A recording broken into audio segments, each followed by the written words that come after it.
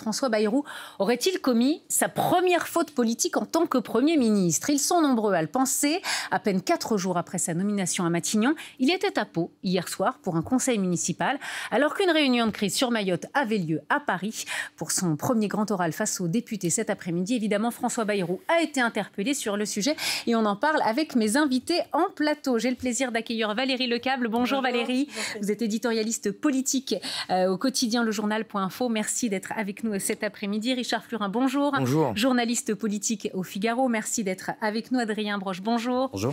Responsable des études politiques chez Via Voice. Et puis Daïk Odoui, notre éditorialiste politique à France Info. Vous êtes toujours avec moi. Merci à tous les quatre. Je vous propose qu'on aille sur le terrain. On va retrouver notre journaliste Lise Vogel qui se trouve à l'Assemblée nationale. Lise, vous avez suivi ces questions au gouvernement un peu particulières puisqu'il n'y a que François Bayrou, le Premier ministre, qui a répondu. Est-ce que vous pouvez nous résumer ce qui s'est passé ? Eh bien, écoutez, ce premier grand oral est plutôt un premier grand oral en demi-teinte, on peut le dire. Pour le Premier ministre, il était très attendu dans cet exercice assez particulier, puisque en lieu et place de questions au gouvernement, aujourd'hui, c'était des questions au Premier ministre. Il n'y a pas de gouvernement formé à ce stade. François Bayrou n'a pas prononcé son discours de politique générale qu'il prononcera le 14 janvier, mais il a quand même décidé de venir aujourd'hui devant les parlementaires pour répondre à leurs questions. C'est un exercice d'ordinaire obligatoire, hein. C'est quelque chose qui est prévu par la Constitution, mais là, évidemment, le pays traverse un moment de crise politique et d'instabilité, et donc c'était un Premier ministre seul face aux députés qui a été largement interpellé sur la situation à Mayotte et plus précisément, vous l'avez dit, sur son absence hier, en tout cas son absence physique à cette réunion de crise qui avait lieu place Beauvau au ministère de l'Intérieur. Alors ce sont principalement les oppositions de gauche qui ont interpellé François Bayrou sur le sujet, et la ligne de défense du Premier ministre a été toujours la même. Il a répondu qu'il avait bien assisté à cette réunion en visioconférence et qu'il ne voyait pas d'incompatibilité entre son déplacement à Pau et la gestion de la situation à Mayotte. En tout cas, ce que l'on peut dire, c'est que François Bayrou est loin d'avoir une large hostilité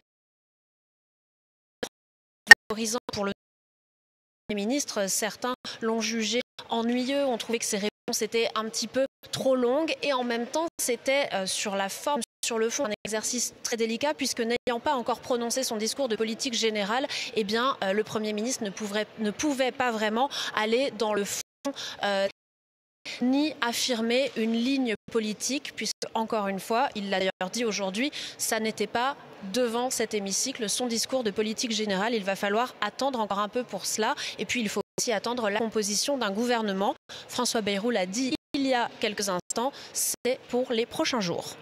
Merci beaucoup Lise. Lise Vogel depuis l'Assemblée nationale. Merci à Valérie Lecable. Que penser de cet exercice? C'était, on peut dire, le premier grand oral de François Bayrou en tant que Premier ministre devant les députés. Je pense que c'est une opération kamikaze. Il aurait dû tout faire pour s'en exonérer, parce qu'il s'est retrouvé tout seul pendant un temps extrêmement long, avec absolument personne à ses côtés, comme s'il avait la science infuse sur tout et quelque part n'importe quoi, du coup, ce qui n'avait absolument aucun sens. Ça, c'est la première chose.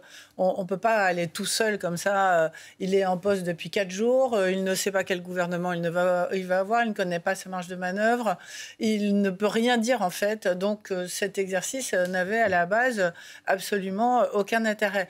Après, la deuxième chose, c'est qu'il a fait du Bayrou. C'est qui François Bayrou? C'est quelqu'un qui a quand même une haute idée de lui-même, il faut le dire, qui s'est montré d'ailleurs assez personnel dans sa réponse. Il a donné son avis personnel sur ce qui se passait, etc. Il ne l'a pas dit comme ça, mais moi je subodore que dans cette erreur manifeste d'être allé à Pau, il y avait une certaine fierté de ne pas participer auprès du président de la République, avec lequel il avait eu maille à partir quelques jours avant, mais a bien montré son indépendance et d'aller sur son terrain à lui, comme il dit, près des petites gens, près du peuple, loin des heures de la la République, il a voulu donner un symbole et il est passé complètement à côté de la plaque parce que les députés de l'Assemblée nationale n'ont rien compris de son message. Alors que moi, je lui fais le crédit d'avoir travaillé sur le sujet. Il a répondu sur Mayotte, il suit la situation. Je pense que c'est juste une erreur de communication basique. Il a un côté un peu à l'ancienne, François Bayrou. Il est dans quelque chose qui reste assez traditionnel et qui, je pense qu'il a été à côté de la plaque, mais ce n'est pas étonnant étant donné qui il est et la façon dont il aborde le fait d'être Premier ministre. Je vous propose qu'on écoute justement cette séquence. Il a été interrogé par Mathilde Panot, présidente du groupe LFI à l'Assemblée nationale. Et il a répondu donc sur son absence physique à cette réunion de crise sur Mayotte qui avait lieu hier soir. Il y a assisté en visioconférence. Il était interpellé par Mathilde Panot. Écoutez. À cet instant et avant tout, la République doit porter secours par tous les moyens à Mayotte et à ses habitants.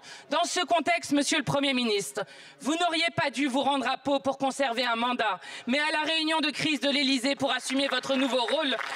Le mépris est éprouvé d'autant plus rudement quand la souffrance est là. C'est extrêmement simple.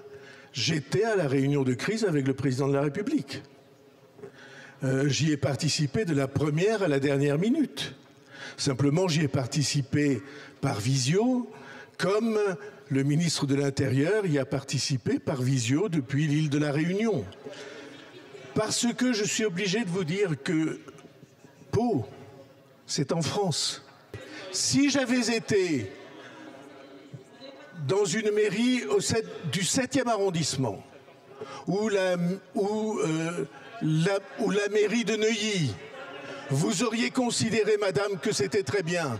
Et j'ai l'intention de défendre cette idée que la citoyenneté ne se divise pas entre être à Paris et occuper ses responsabilités de citoyen sur le terrain. Ça va être un très grand sujet pour notre avenir.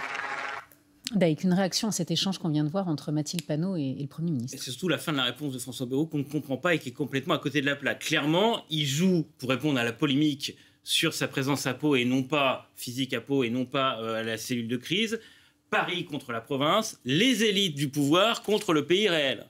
Sous-entendu, on me critique d'être allé à Pau, c'est une critique contre les provinciaux, contre le pays réel, contre les Français ordinaires. Voilà, donc c'est populiste, en gros. Il dit, il y a l'élite, voilà. Alors, c'est pas du tout ça. Et surtout, après, bon, jusque-là, c'est à côté de la plaque. Et puis après, il parle à Mathilde Panot en évoquant Neuilly et la mairie du 7e. Mathilde Panot, qui est élue de Val-de-Marne, d'une circonscription plutôt populaire, qui n'a strictement rien à voir avec Neuilly-Paris. Donc Mathilde Panot, elle porte pas... voilà, la question, elle n'est pas d'être à une cellule de crise qui concerne le territoire de Mayotte. On n'est pas du tout dans la question des élites parisiennes contre la province. Donc c'est complètement à côté de la plaque. Et c'est là où François Bayrou détricote un peu sa défense, qui jusque-là n'était pas mauvaise. Parce que qu'est-ce qu'il avait dit avant? Il avait montré que techniquement, il connaissait le dossier. Il avait cité plein de chiffres, donc juste pour montrer qu'il avait bossé quand même, il avait regardé les fiches qu'on lui avait données. Et puis son argument de dire que finalement il a assisté à cette réunion de crise en visioconférence comme Bruno Retailleau et qu'il l'a suivi de bout en bout, qu'il n'est pas parti en cours, ça s'entend intellectuellement, symboliquement, d'un point de vue politique, c'est autre chose, mais ça peut s'entendre. Mais après, la réponse à Mathilde Panot est juste, mais nullissime d'un point de vue intellectuel. Non, mais ça n'a aucun rapport avec ce qu'on lui reproche, quoi. Et c'est populiste. Et alors, justement, je vous propose d'écouter Éric Coquerel qui a réagi sur notre antenne juste après cette séance de questions au gouvernement. Lui, il parle carrément d'un crash. C'est un raté total, voilà. Sur les questions, la réponse à Mathilde Panot sur Mayotte, on peut même parler d'un crash en direct. Voilà, c'est ça. Et je dis ça, vous savez que je suis opposé politiquement à ce qu'il représente, mais j'ai plutôt un bon a priori sur l'homme.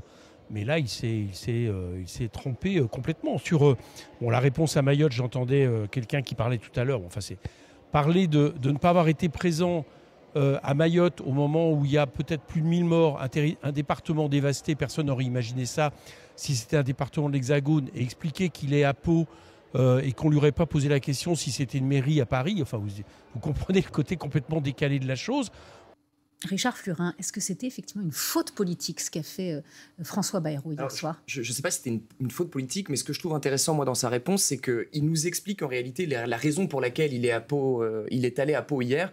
Et je pense, comme vous disiez Valérie, que c'est précisément dans un but de montrer que c'est un homme ancré dans un territoire, le Béarn, qu'il aime beaucoup, et qui a aussi, je vais aller un peu plus loin, une volonté de la part de François Bayrou dans les premiers jours à son poste de Premier ministre, une volonté de se différencier du président de la République.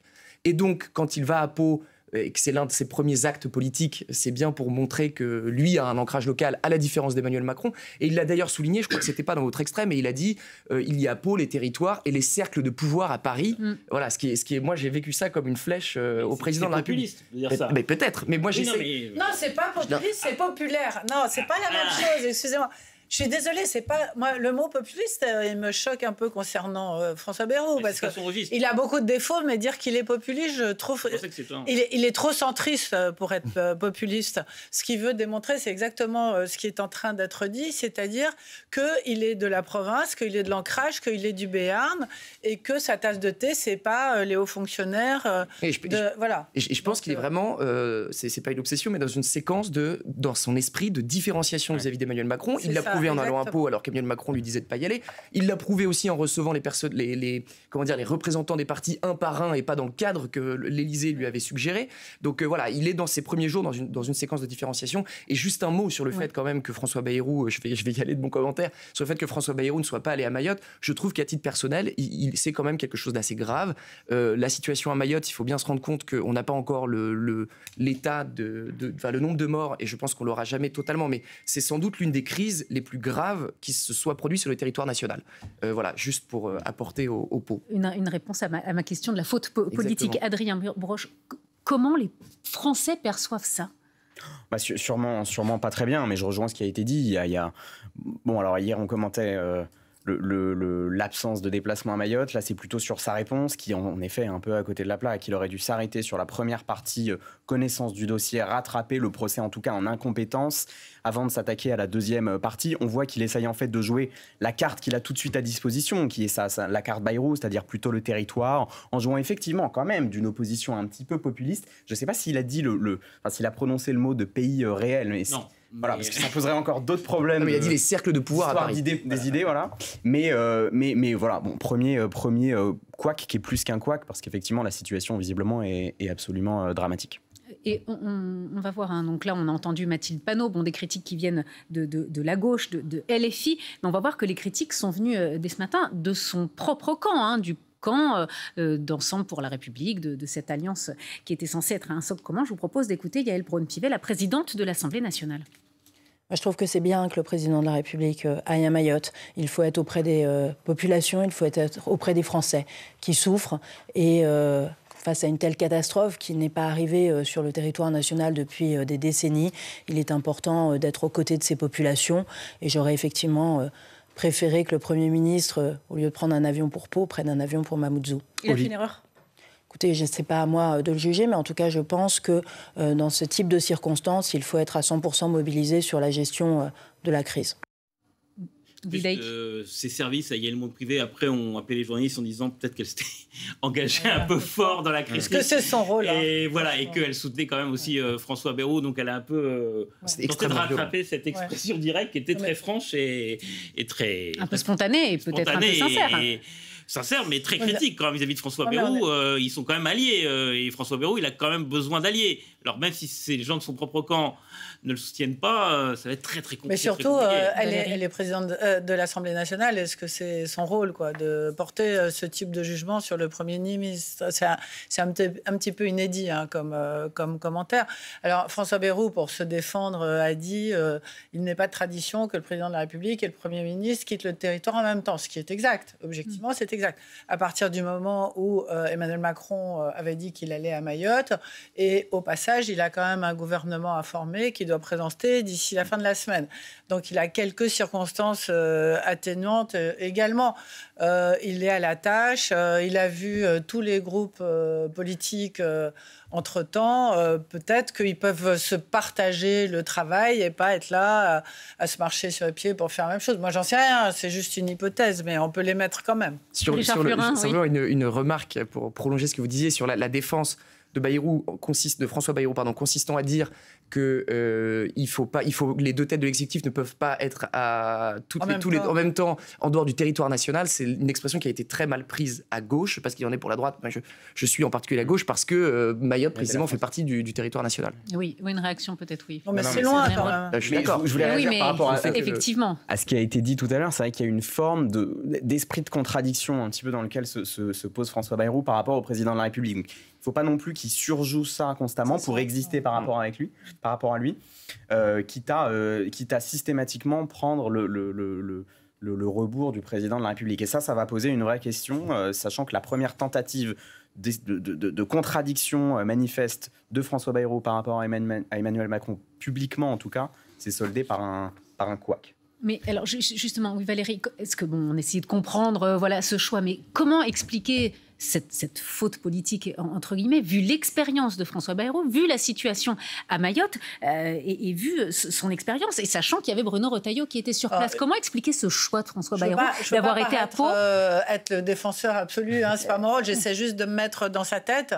Je pense que c'est quelqu'un qui a 45 ans de vie politique. Je vous rappelle que Mayotte n'est français que depuis 2011, véritablement, qu'il est devenu département français en 2011. Ça fait même pas 15 ans, ça fait pas très longtemps. Mais on voit, Valérie, vu l'opinion publique qui réagit, qu'il aille à Pau, alors qu'une réunion de crise avait lieu à Paris, est-ce que ça interpelle pas moi, je sais.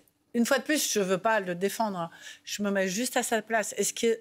Enfin, je veux dire, il y a une catastrophe absolument terrible qui s'est passée. L'armée française est mobilisée. Les secours sont à leur maximum. Je pense que, pour avoir bossé 2 ans et demi au ministère des Armées, je pense qu'ils font vraiment tout ce qu'il faut pour aller aider la population et que, heureusement pour eux, que Mayotte est français, parce que jamais une île n'aura été aidée de cette façon-là après une catastrophe naturelle terrible. Voilà, Bruno Retailleau, dont c'est le rôle d'être ministre de l'Intérieur, pas des Affaires étrangères. Donc c'est bien la France, on est bien dans la France.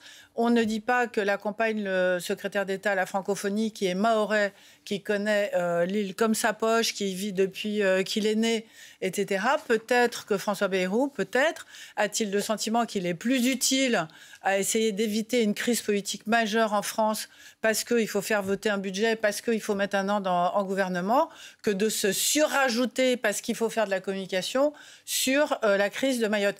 Mais parce qu'il ne peut pas apporter grand-chose de plus en réalité. Mais là, en termes d'image, d'avoir été à Pau alors qu'une réunion de crise avait lieu à Paris, en termes d'image, oui, mais en politique, malheureusement, les images comptent. Et c'est pour ça, c'est ma dernière phrase, qu'il n'aurait jamais dû aller à l'Assemblée nationale. Si la Constitution lui en laissait la possibilité, je ne sais pas répondre à cette question, il n'aurait pas dû être là aujourd'hui. Juste François Bayrou, déjà, ce qui compte le plus au monde pour lui, c'est sa liberté. Bah oui. Non, mais il est constitué mentalement comme ça, il ne veut pas se laisser imposer les choses. Et lui, il a aussi, de son point de vue, une loyauté vis-à-vis de ses électeurs à Pau, qui l'ont élu.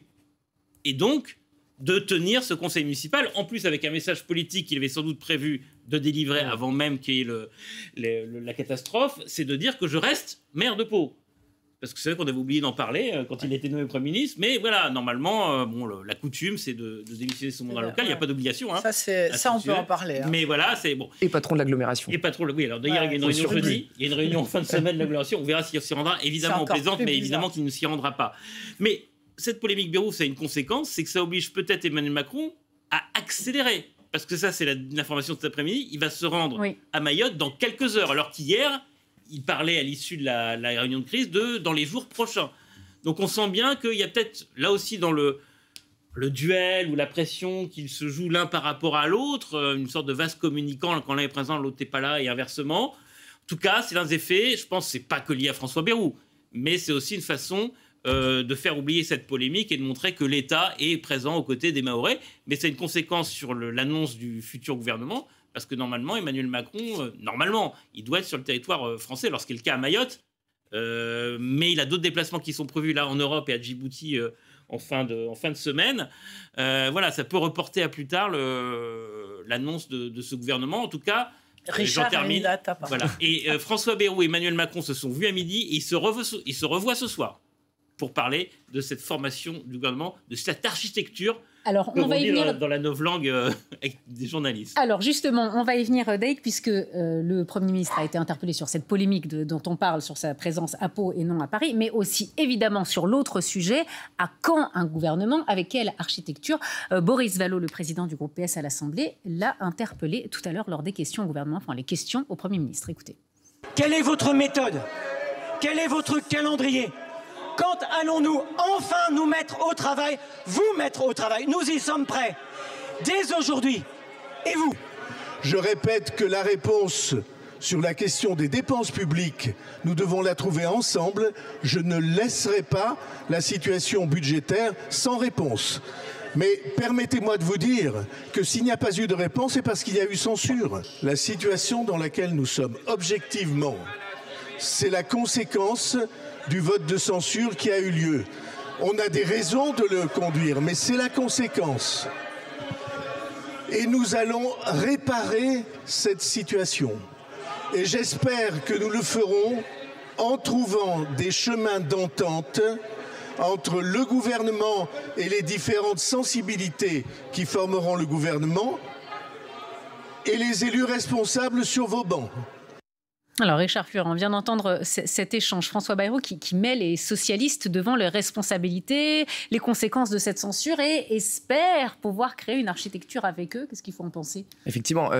Déjà, juste pour que ce soit bien clair, sur l'architecture gouvernementale, c'est-à-dire sur la formation du gouvernement, les socialistes n'iront pas au gouvernement de Bayrou. Et s'il y a une personnalité au sein du Parti socialiste qui décide d'y aller, contre la volonté du parti, eh ben, il sera automatiquement soumis à une procédure d'exclusion. Donc, a priori, il n'y aura pas de socialistes dans le gouvernement. C'est clair depuis assez longtemps, mais voilà, comme ça, c'est dit. Ce que je trouve intéressant dans la réponse de François Bayrou au président Boris Vallaud, c'est quand même qu'effectivement, comme vous disiez, il les met face à leurs responsabilités, il leur reproche, en gros, d'avoir voté la censure. Et je trouve que ça s'inscrit dans un certain nombre de déclarations ces dernières heures qui sont assez provocantes à l'égard des socialistes, qui sont pourtant un groupe susceptible de maintenir le futur gouvernement de François Bayrou en vie. Je m'explique, il y a donc évidemment cette remarque un peu provocante de la part de François Bayrou. Il y a un tweet ce matin de Bruno Retailleau qui explique qu'il faut gérer la situation migratoire, suggérant qu'une loi... Voilà, pas explicitement, mais implicitement qu'une loi immigration pourrait arriver, alors même que c'est le sujet sur lequel les socialistes disent c'est notre ligne rouge, on veut bien que Bruno Retailleau reste au sein du gouvernement, mais à condition qu'il n'y ait pas de loi immigration et qu'il s'occupe du narcotrafic, nous disent-ils. Donc c'est assez étrange, je ne sais pas comment l'interpréter, mais ce que je peux vous dire, c'est que les socialistes l'interprètent très très mal et qu'ils ont toujours de la bonne volonté, parce que leur intérêt à eux, c'est qu'il n'y ait pas de dissolution, qu'il n'y ait pas une nouvelle motion de censure. Ils sont vraiment constructifs, sincèrement constructifs, mais jusqu'à un certain point. Il ne faut pas que la provocation aille trop loin. Et là, les socialistes commencent à s'inquiéter de ne pas trouver chez François Bayrou et là, au sein du bloc centriste des partenaires viables. Alors justement, vous parliez de ce tweet de Bruno Retailleau. Je vous propose qu'on le voit peut-être à l'antenne. On rappelle le contexte. C'est donc le ministre de l'Intérieur qui était sur place hier, qui a donc tweeté et parlé de cette situation à Mayotte et qui nécessite que la question migratoire soit réglée. Voilà, tweet du ministre de l'Intérieur.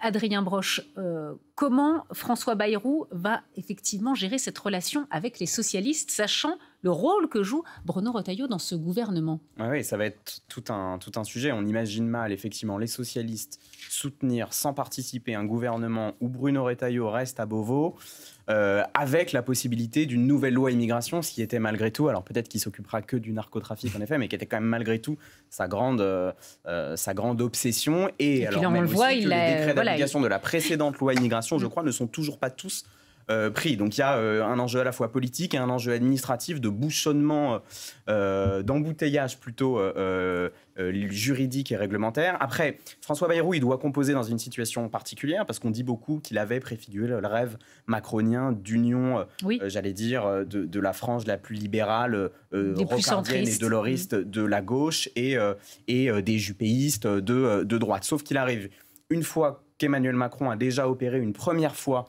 cette explosion et cette reconfiguration politique qui a expurgé les socialistes de sa frange la plus libérale, social-démocrate compatible et la droite elle aussi de sa frange la plus européiste, libérale, etc. Donc il se retrouve, parce que tout a été décalé, avec un parti socialiste dont l'aile droite aujourd'hui est l'aile gauche d'avant. Les gens comme Jérôme Guedj, qui sont aujourd'hui considérés comme les plus raisonnables, les plus démocrates, aptes à gouverner, étaient, sous le quinquennat de François Hollande, les frondeurs, donc l'aile gauche amoniste, et à droite, un petit peu pareil. Donc il est dans une configuration un peu particulière. Il ne peut pas simplement réactiver le rêve de Bayrou 2007, même si effectivement ça a plus que jamais un sens, puisqu'il est dans une configuration politique qui a déjà explosé et qui n'est plus la même que celle qu'il avait en face de lui à l'époque. Oui, Valérie Lecable. Non, mais en complément, ce qu'il faut comprendre, c'est que la façon de travailler de François Bayrou, c'est qu'il est centriste. Il n'est pas macroniste, il est centriste. C'est-à-dire que le macronisme, ça a été de faire exploser les partis pour réunir les gens autour d'un seul homme qui était Emmanuel Macron. Et François Bayrou, c'est de construire, de co-construire, comme il le propose aux socialistes dans sa réponse, une politique avec des gens qui ne soient pas tous forcément du même bord. Et visiblement, il y a une incompréhension si vous voulez, entre lui et ses interlocuteurs sur là où il va véritablement. La deuxième chose, c'est que certes, les socialistes peuvent commencer à s'inquiéter de ne pas arriver à trouver ce compromis dont on parle depuis 2-3 semaines, mais il y a une faute originelle une fois de plus. C'est qu'une fois de plus, Emmanuel Macron n'a pas nommé un Premier ministre de gauche comme les socialistes l'ont demandé. Une fois de plus, parce que Emmanuel Macron ne veut pas nommer un Premier ministre de gauche.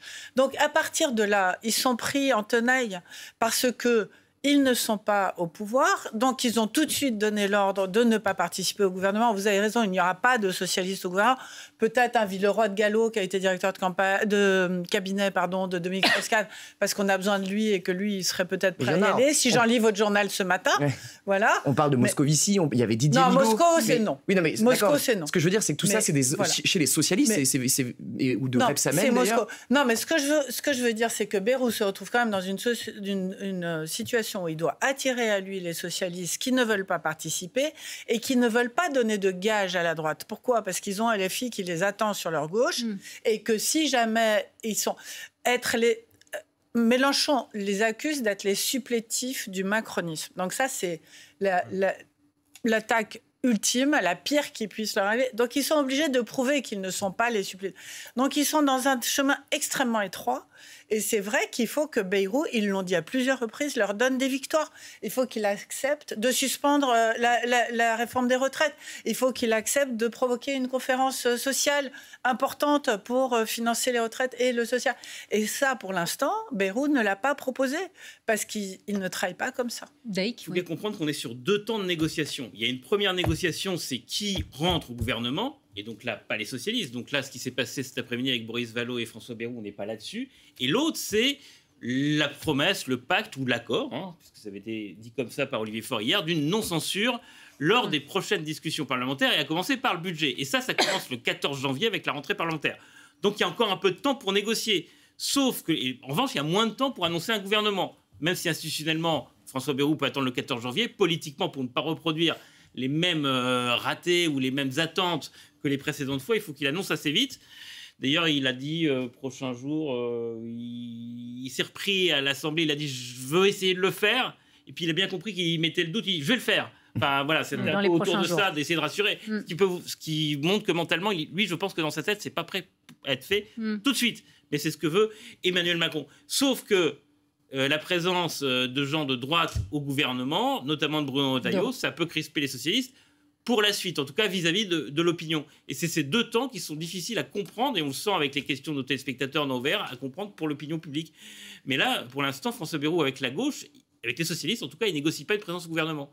Après, il veut des grands totems d'anciens socialistes. C'est un accord de non-censure. Et justement, est-ce que les socialistes pensent, vous qui connaissez bien ce groupe politique, est-ce qu'ils pensent qu'ils peuvent avoir gain de cause là, vu la situation politique et vu à quel point le Premier ministre a besoin d'eux là pour avoir une architecture, essayer de sortir de la main du Rassemblement national, comme c'était le cas pour Michel Barnier. Est-ce qu'ils pensent qu'ils peuvent avoir gain de cause ? Bien sûr qu'ils le pensent, sinon ils ne se seraient pas avancés comme ils l'ont fait ces derniers jours. Ça leur coûte aux socialistes. Il y a évidemment une situation, c'était très juste ce que vous disiez sur le fait que la partie, l'aile droite des socialistes avait avait été expurgé au moment d'Emmanuel Macron. Ça, c'est une situation politique de fait. Mais il y a une autre situation politique très actuelle qui est très importante à avoir à l'esprit, c'est que les socialistes veulent s'émanciper de Jean-Luc Mélenchon.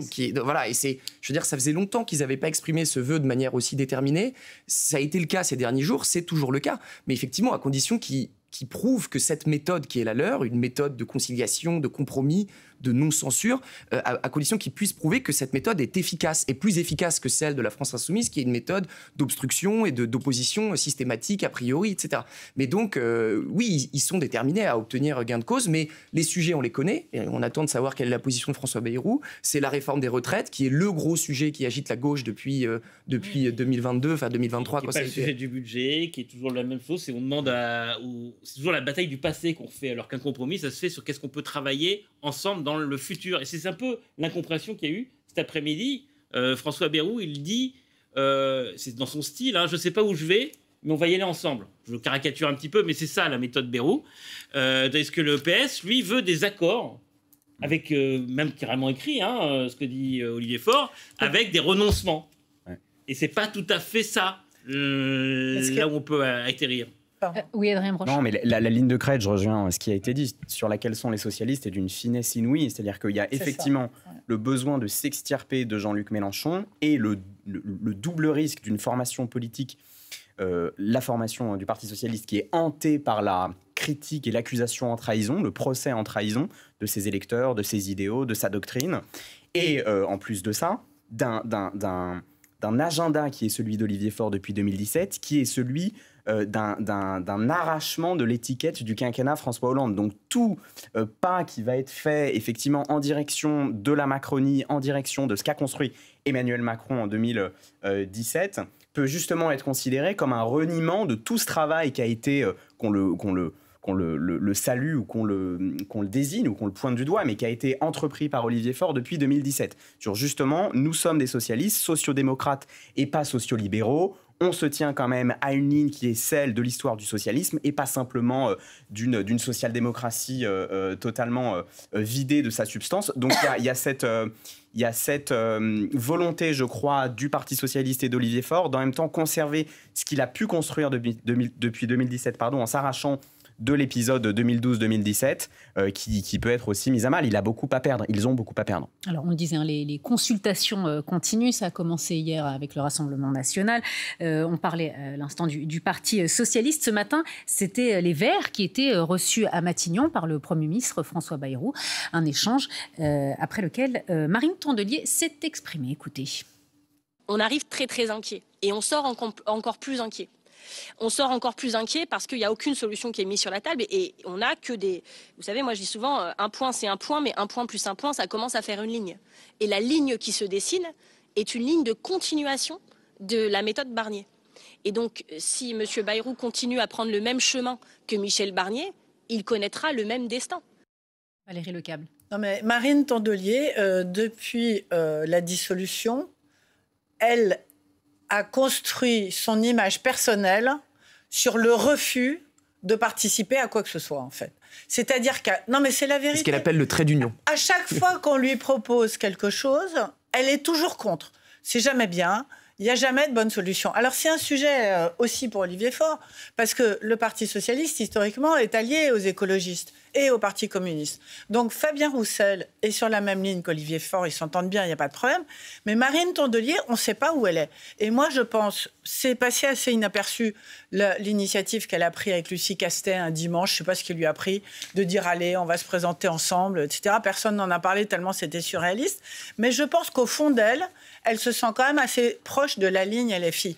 Et en ce moment, elle est totalement écartelée, en fait, puisque, effectivement, Olivier Faure s'en est détaché très clairement depuis une quinzaine de jours. On n'a pas parlé de l'objectif du Congrès. Il était obligé de faire ça, parce qu'il a un Congrès qui va arriver bientôt et que ce qu'on appelle les minoritaires en train de devenir majoritaires n'en pouvait plus de le voir du côté de Jean-Luc Mélenchon. Et là, il a donné des gages parce qu'il a un peu ripolliné son image pour dire vous avez vu, j'essaye, je suis constructif, etc. Donc ça aussi, ça compte. Mais Marine Tondelier, elle, on ne sait pas où elle est, en fait, finalement. Parce qu'elle va quand même discuter. Les seuls qui ne sont pas allés discuter, c'est LFI. Donc elle n'est pas LFI. Comme la dernière fois, elle avait dit j'y vais pas non plus, elle n'y est pas allée. Là, elle y va, mais il n'y a rien. Il n'y a rien. on lui propose... Enfin, je veux dire... Et il faut qu'elle soit claire, qu'elle dise qu'elle veut participer à rien, et puis on n'en parlera plus, quoi. C'est plus simple. En fait. Adrien Proch, est-ce qu'on peut imaginer la fin du NFP dans les semaines, dans les mois qui viennent, très concrètement, alors qu'il y a des élections législatives qui arrivent qui arrivent. J'arrive à avoir potentiellement des législatives anticipées à l'été, avec une... Est-ce que... On peut tout imaginer... tout imaginer. Comment dire, il y a la fin du NFP en termes de symbole, idéologiquement, on voit bien les divergences, et puis il y a la fin du NFP concrètement en termes de stratégie d'alliance, etc. Là-dessus, il ne faut jamais, je crois, sous-estimer la capacité des gauches en France à s'allier dans les moments qui comptent, malgré les dissensus idéologiques.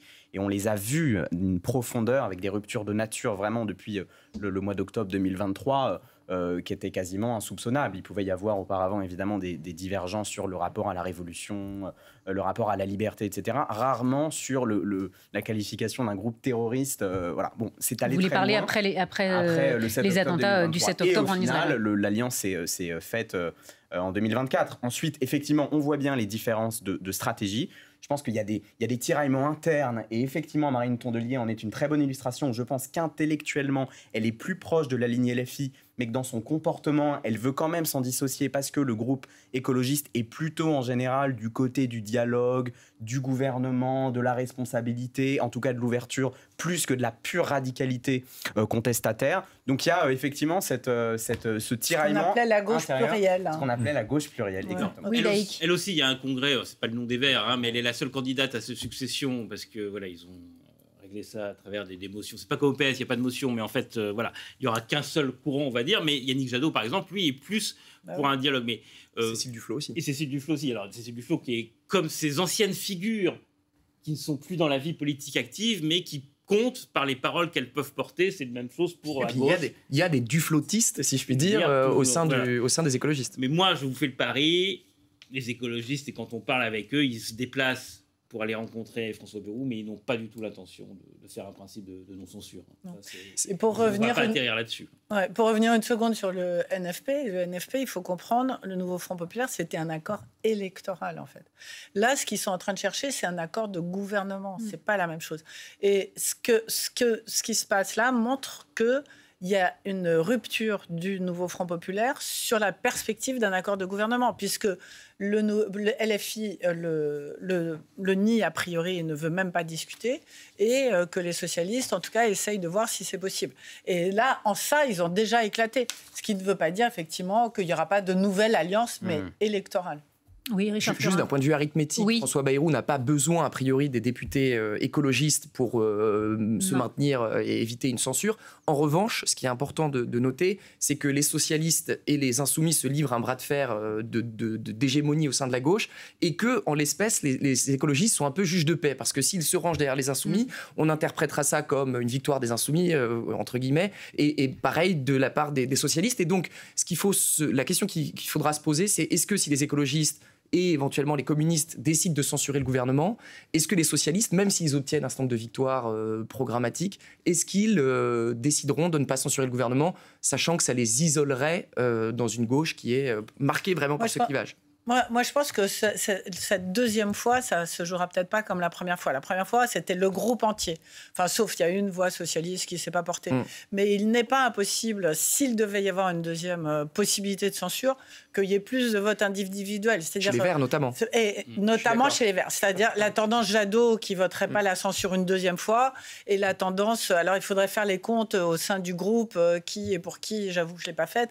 Mais je pense qu'il y aurait plus de liberté de vote que au premier coup, c'était vraiment, ils avaient tous décidé d'y aller ensemble. C'est vrai qu'il y a aussi un risque, il faut le dire, d'éclatement, de division de facto de chez les écologistes, qui est, on l'a dit, un risque ou une opportunité. Ou une opportunité. Parce que ça peut être enfin l'occasion de clarifier les choses aussi. Moi, j'ai des sources parmi les écologistes qui me disent, voilà, on voit arriver le moment où, effectivement, bon, c'est pas des cadres, mais on voit arriver le moment où, enfin, la clarification va s'opérer. Parce qu'ils veulent la clarification, c'est ça qu'il faut comprendre. C'est-à-dire que ce que les socialistes là, sont en train train de faire est de s'éloigner de LFI. Alors, il va falloir voir s'ils sont sincères jusqu'au bout. Hein. C'est ça qui est en train de se jouer en ce moment.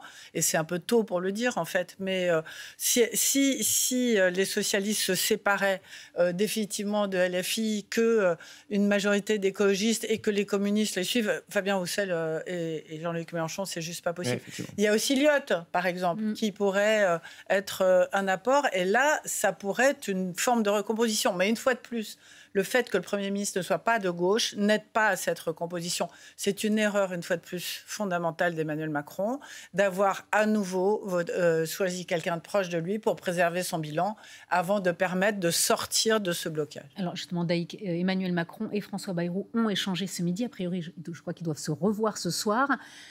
Bon, quel est le sens de leurs échanges? À quand un gouvernement? Ils disent fin de semaine. Est-ce qu'on peut y croire?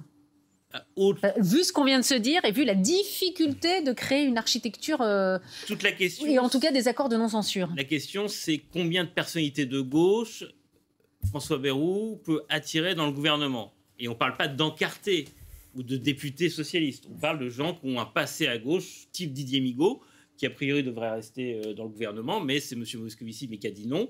Et on a l'impression que c'est bis repetita. Le roi Diallo vient de la gauche. Voilà. Alors lui, il est quand même moins politisé. François Rebsamen, alors lui... Dirk de Strauss-Kahn, quand même. Bien sûr. François Rebsamen, maire de Dijon. Mais on a l'impression que Michel Barnier, c'était un peu les mêmes profils qu'il cherchait à attirer. Il n'y est arrivé qu'à attirer Didier Migaud. Et on a l'impression que François Bayrou, qui est quand même beaucoup plus... à gauche que Michel Barnier, va pas y arriver. Donc on a l'impression qu'il y a une pression qui s'exerce de la part d'Emmanuel Macron. Il y a un petit jeu entre les deux à nouveau. François Bayrou, sous-entendant, c'est parce que Emmanuel Macron va à l'étranger, pas à Mayotte, hein, puisque Mayotte c'est le territoire français, mais il va à Djibouti fêter le Noël auprès des troupes. Il a un rendez-vous européen incontournable aussi. Donc François Bayrou dit je ne peux pas nommer un gouvernement tout de suite puisque je ne peux pas le faire quand Emmanuel Macron est sur le territoire. Du coup, Emmanuel Macron qui lui dit il faut un gouvernement dès ce soir. C'est ça. Ce matin, il a dit nous on est prêts, on attend les propositions. Alors, bon. Ça, encore une fois, il faut se méfier. C'est via les conseillers. Bon, on voit la pression. Après, ce qui est amusant, c'est cette notion d'architecture qui veut rien dire. Ça veut dire rien dire, architecture. C'est genre, sauf si on veut faire un pilier gauche, un pilier droit et un pilier au centre. Après, juste, je veux vous dire aux gens... C'est dont il a parlé avec les trois coques. Là. Voilà, les trois coques, ça c'est bien. Mais gauche. juste, les téléspectateurs qui nous regardent, ils ont peut-être pu voir des listes qui circulent sur Internet. Imaginez-vous bien, s'il y a une liste de gouvernements potentiels qui circulent sur Internet, elle est fausse. Parce que, non mais, voilà... Par définition, jusqu'au dernier moment... Jusqu'au dernier moment, c'est peut-être quelqu'un de mal intentionné qui en fait circuler une parce qu'il ne veut pas qu'il y ait autant de modem ou autant de gens du parti macroniste. Mais enfin, ne vous fiez pas aux listes que vous voyez. À partir du moment même, elles sont rendues publiques, elles sont déjà caduques. Quand même, par rapport à ce que vous avez dit, il faudra quand même qu'on fasse la distinction entre les gens qui sont vraiment de gauche et ceux qui sont d'origine de gauche et ralliés à la Macronie depuis longtemps. Exactement. Parce que François Rebsamen, il vient de la gauche, mais depuis 7 ans, il est macroniste.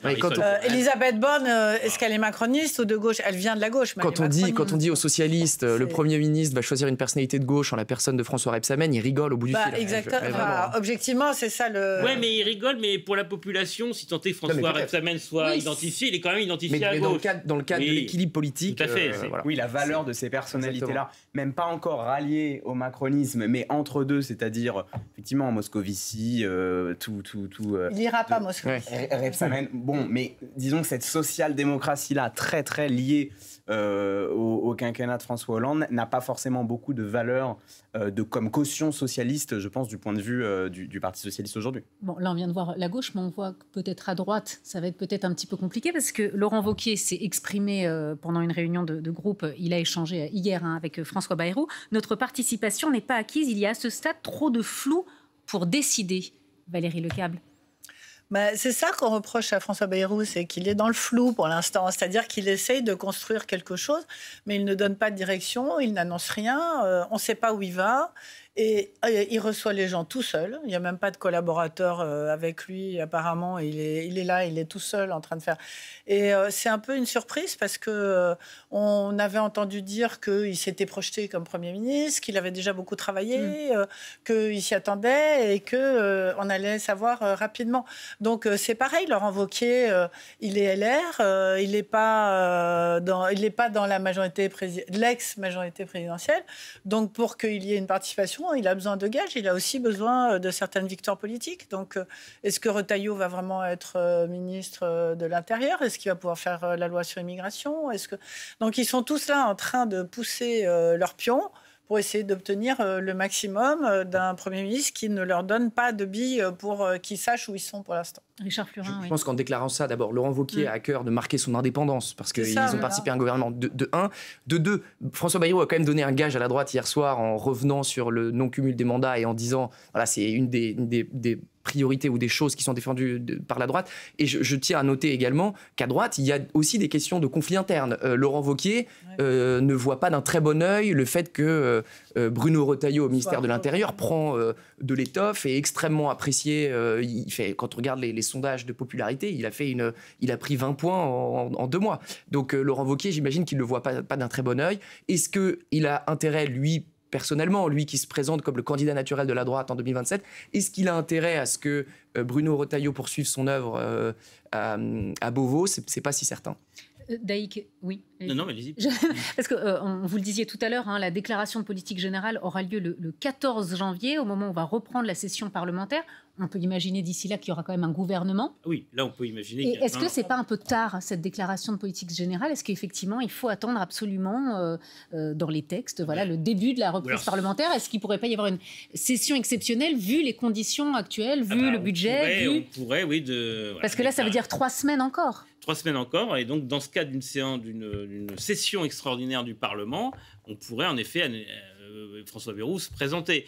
Mais ça ne serait pas que pour ça. Dans ce cas-là, qu'on fait une session extraordinaire, c'est aussi pour commencer à travailler sur le budget. Or, comme vous n'êtes pas encore le budget n'est pas encore prêt pour être discuté. Je ne sais pas quand est-ce qu'il le sera d'ailleurs, mais l'idée c'était aussi de profiter de ces 3 semaines pour préparer pour commencer à travailler en attendant. Et puis, en revanche, on peut peut-être faire une session extraordinaire pour répondre aux questions de Mayotte. Parce que peut-être qu'il faut débloquer des budgets, peut-être on peut décider par décret, mais on peut aussi organiser un débat autour de Mayotte, c'est-à-dire ce que réclament certains, parce qu'il y a des questions politiques qu'on évoque pour l'instant à demi-mot, parce que l'urgence est évidemment à sauver le maximum de personnes, mais après il y aura dans quelques jours un débat politique sur l'immigration qui sera porté autour de Mayotte et que certains déjà portent dès aujourd'hui. Et juste sur la date du 14 janvier, il faut avoir en tête qu'évidemment, il y a la formation du gouvernement qui est la priorité numéro 1, mais il y a une priorité numéro 2, on en a largement parlé, c'est l'accord de non-censure. Bayrou, il a ça en tête. Et il ne peut pas faire sa déclaration de politique générale sans avoir négocié au préalable, par exemple, un gel de la réforme des retraites qui est demandé ardemment par les socialistes. Une suspension. Ou une suspension, je ne sais pas comment ils disent, mais ce que je veux dire, c'est qu'il faut du temps aussi pour discuter avec les forces politiques qui se montrent volontaires, les socialistes, les républicains, pour réussir à trouver ces compromis-là avant la déclaration de politique générale. Ce qui explique qu'il y a besoin de temps. Et puis, j'ai ajouté un argument qui ne va peut-être pas passer auprès de nos téléspectateurs. Ils sont épuisés, les députés. Non, mais avec les campagnes qu'ils ont menées, la tension. Voilà. Après, peut-être que nos téléspectateurs ne peuvent pas l'entendre. C'est peut-être un argument qui est peut-être pas recevable pour les Français. De parler de politique, voilà. Je pense qu'il y en a peut-être qui peuvent être un peu épuisés, c'est les Français. Et sincèrement, la séquence d'aujourd'hui, je pense qu'ils s'en seraient bien passés, les Français aussi. C'est-à-dire que se précipiter juste pour dire on est en train de faire, etc., peut-être que parfois, il est sage de réfléchir un petit peu plus longtemps. On a maintenant envie d'être embarqué, d'être surpris, de se dire ça va marcher. Pour l'instant, on continue à se dire mais est-ce qu'ils vont arriver un jour à faire quelque chose? C'est quand même là où on en est. Et ça, c'est extrêmement inquiétant. Est-ce qu'il n'y a pas le risque de reproduire ce qui vient de se passer avec Michel Barnier? Vu le temps que ça prend, vu les difficultés qu'on rencontre, est-ce qu'on n'a pas l'impression que les politiques n'ont pas vraiment tiré les leçons de ce qui vient de se passer? C'est ce qui nous pend au nez, parce qu'ils sont chacun dans des postures qui sont les leurs. En plus, les socialistes ont bougé quand même. Laurent Wauquiez, il y a des bougés, oui, mais Laurent Wauquiez, il est présidentiable, donc il joue sa carte de présidentiable. C'est vrai que c'est absolument surréaliste. On en arrive quand même à dire que quelqu'un de son propre camp qui réussit, il ne veut pas qu'il soit en poste. Imaginez-vous où en est la classe politique aujourd'hui, quand même. Tout ça parce qu'il veut être président de la République en 2027. Donc, pour les Français, c'est incompréhensible, tout ça. Adrien Broche. Non, mais il y a un choc des temporalités aussi, puisque ce qu'on demande aux partis politiques est énorme, d'autant plus que c'est pas du tout notre culture. Donc se mettre autour d'une table, discuter d'accords, de non-censure, de mesures programmatiques communes, etc. En quelques jours, voire quelques semaines tout au plus. C'est des choses qui pourraient prendre des mois.